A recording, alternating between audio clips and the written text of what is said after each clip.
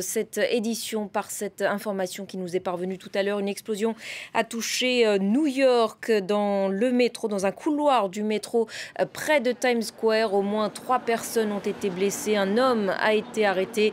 La police a donné une conférence de presse. Je vous propose d'écouter tout de suite le maire de New York. Soyons clairs, en tant que New-Yorkais, nos vies dépendent des métros. Quand on entend parler d'une attaque dans le métro, c'est terriblement perturbant. Et soyons clairs sur la nature de cette attaque.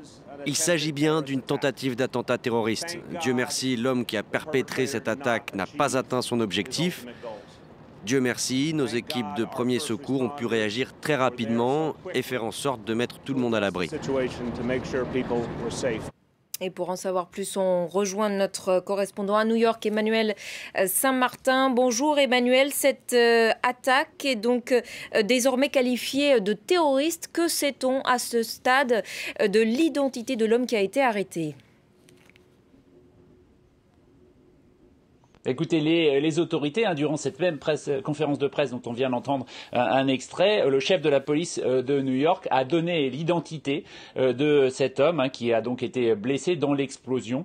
Il s'agit d'Akayed Ullah, qui est un homme de 27 ans qui habitait apparemment à Brooklyn, vivrait aux États-Unis depuis 7 ans, selon certains rapports de presse.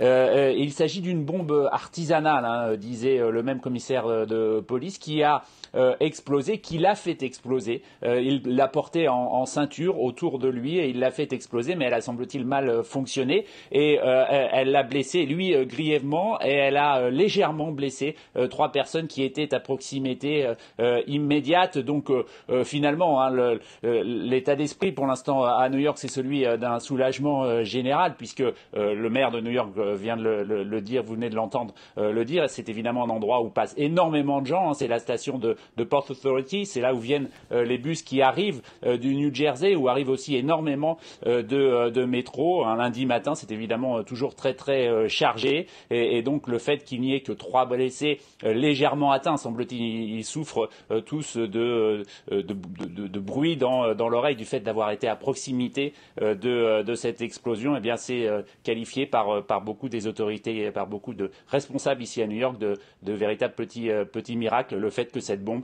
n'ait pas fonctionné comme elle devait le faire. Merci beaucoup Emmanuel.